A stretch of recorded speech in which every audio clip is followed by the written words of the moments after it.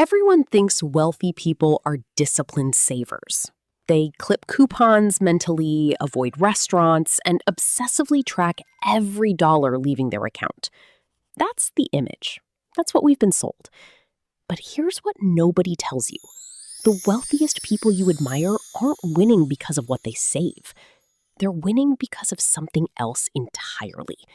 Something quieter. Something most people walk right past every single day without ever noticing it. Here's the uncomfortable truth. You probably already have money habits. You check your balance, you feel guilty about purchases, you tell yourself you'll start investing when things settle down. Those are habits. And the painful irony is that some of the habits that feel the most responsible, the ones that feel like discipline, are the exact habits keeping you from building real wealth. Build wealth through better habits, not luck. That's not a motivational phrase. It's a mechanical truth. Because wealth doesn't arrive through fortunate accidents. It compounds quietly through daily decisions most people never examine. Most people practice money habits every single day without realizing those habits are working against them. Not because they're careless, not because they lack information, but because the habits that build wealth don't look like discipline from the outside. They look almost counterintuitive. Sometimes they look irresponsible. And that's precisely why most people never adopt them. What separates someone who earns a comfortable income from someone who builds lasting wealth isn't income level, intelligence, or even opportunity. It's a small collection of invisible daily decisions that quietly compound over years into an entirely different financial reality. You won't find these habits trending. Nobody's selling them. But once you see them clearly, you cannot unsee them. And that changes everything. Picture two people. Same city, same industry, same salary. They started their careers the same year, drive similar cars, and live in neighborhoods that look almost identical from the outside. Fast forward 10 years. One of them is quietly building wealth, assets growing, options expanding, financial pressure slowly dissolving.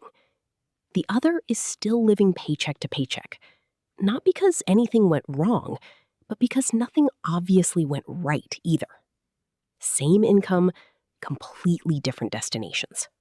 And the gap between them has almost nothing to do with what you think. It wasn't a lucky investment. It wasn't an inheritance. It wasn't even a higher paying job.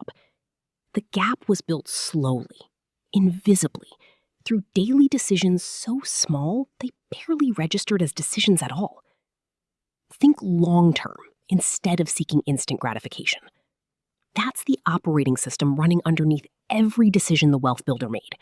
Not chasing the quick win, not spending for today at the cost of tomorrow. That's what's almost invisible about it. Because every single day, choosing the long game looks identical to doing nothing. Until it doesn't. Most people focus on the visible markers of financial responsibility. They pay bills on time, avoid unnecessary debt, and save what's left at the end of the month. And from the outside, that looks exactly like doing the right thing. But looking financially responsible and actually building wealth are two very different games. One is about maintaining appearances. The other is about making quiet moves that don't show up immediately, but compound into something undeniable over time. Replace scarcity thinking with abundance thinking. Because the person playing defense with money and the person building wealth with it aren't just using different strategies. They're operating from entirely different beliefs about what money is for. The gap isn't about income. It never really was. It's about something far more subtle running underneath the surface of everyday life. And once you understand what that is, the entire picture shifts. Most people think tracking every dollar they spend is the foundation of financial discipline. They categorize purchases, review weekly summaries, and feel productive doing it. But here's what that habit actually trains your brain to do. Focus on outflow. Wealthy people track something different entirely. They track where money is working, not what it cost them. They ask not where did my money go, but what is my money doing? Let money move, build, and multiply. Money that sits still, hoarded out of fear, stops being a tool and starts being a psychological anchor. One mindset manages decline. The other builds growth. Obsessing over what you spent last Tuesday won't make you wealthy. Knowing exactly how hard your money is working right now will. Most people think they need to feel ready before they invest, so they wait. 6 months becomes a year becomes 3. Make decisions quickly and avoid costly indecision, because indecision isn't neutral. It has a compounding cost, just like interest does, except it compounds in the wrong direction. Every dollar invested before you felt ready is a dollar that had more time to grow than the dollar you invested when everything finally felt safe. Invest in opportunities, not just savings. Savings protect you from the past. Opportunities build your future. The market doesn't reward confidence. It rewards consistency. Waiting until you're ready is just procrastination wearing the costume of responsibility. Most people celebrate income milestones, and almost immediately, life expands to match the raise. Understand the difference between buying and affording. You can purchase almost anything if you stretch, but you can only afford what doesn't quietly steal your peace, your options, or your future flexibility after you buy it. Wealthy people treat income increases almost like they never happened. Buy time instead of saving money, because the person who invests a raise buys themselves future freedom. The person who spends it buys themselves a temporarily nicer present. Value time more than money. Time, unlike money, cannot be earned back. Every dollar that buys you more of it is worth more than its face value. Spend the raise, and you have a nicer life for a moment. Invest it, and you have a different life forever. Now here's where it gets deeper. Use debt as a tool, not a trap. Poor debt buys comfort and holds you down. Smart debt buys assets that grow faster than the interest you owe. Use leverage to increase productivity, because leverage is what separates effort that scales from effort that plateaus. Most people think leverage means risk. The wealthy know leverage means multiplication. The difference between the two isn't the tool, it's the intention behind it. Stop trying to save every penny. People who obsess over defense never play enough offense to win. Avoid chasing discounts and good deals, because every good deal that wasn't necessary steals something more valuable than money. It steals attention. It steals time. It keeps you busy saving pennies while opportunities pass. Focus on value rather than price. If something genuinely improves your output, your clarity, or your capacity, pay full price without guilt. If it doesn't, it's overpriced at 90% off. Measure purchases in hours, not dollars. A $200 purchase isn't $200. It's 4 or 5 hours of your life. When you see time instead of price tags, your brain gets honest about what actually matters. And that single reframe quietly eliminates more unnecessary spending than any budget ever could. Pay for clarity rather than comfort, because the wealthy don't spend to feel better temporarily. They spend to see more clearly permanently. Invest in yourself for the highest returns. Courses, coaches, mentors, therapy, fitness, they all seem expensive until you calculate the compounding return on a better version of yourself. Pay for accountability and faster growth. Motivation runs out. Accountability is structural. When you pay for someone to expect something from you, you become the kind of person who doesn't waste potential. Treat mistakes as investments in learning. Every failed experiment is data. Every misstep is calibration. Spend strategically to increase future income, not to feel comfortable today, but to expand what's possible tomorrow. Here's what nobody gives you credit for. Resisting these habits doesn't mean you're undisciplined. It means you're human. Separate fear from actual danger. Fear says, don't invest yet. Danger says you genuinely can't afford to. Those are not the same thing, and confusing them costs years. Detach your emotions from money. When your sense of security rises and falls with your bank balance, you make desperate decisions. Chasing quick wins, selling too soon, buying too fast.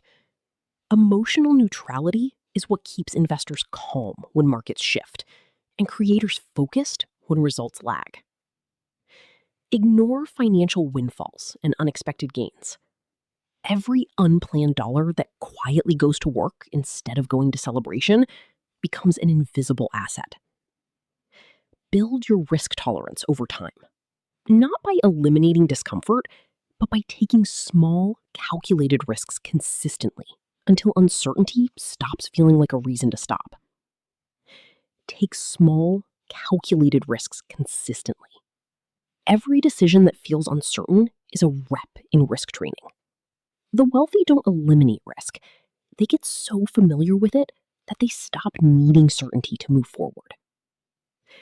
The people building quiet wealth aren't wired differently. They've simply trained a different response to discomfort, and that training is available to anyone willing to begin.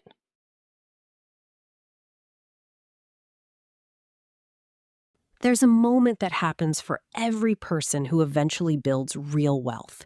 It's the moment they stopped thinking of wealth-building habits as things they were trying to do and started thinking of them as things they simply were.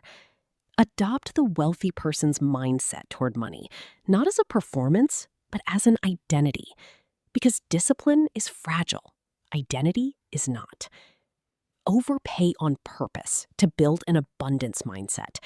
When you round up payments, send extra toward debt, or pay bills early, you aren't just managing money better. You're training your brain to operate from abundance instead of survival. And that shift changes every financial decision that follows. Remember those two people. Same salary, same starting point, completely different destinations.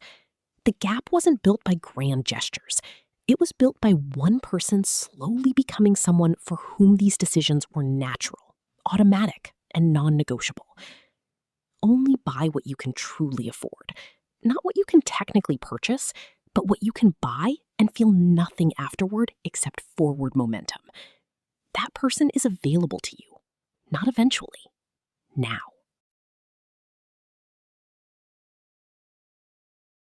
After everything covered, the inversions, the psychology, the identity shift, underneath all of it runs one habit that makes the rest possible.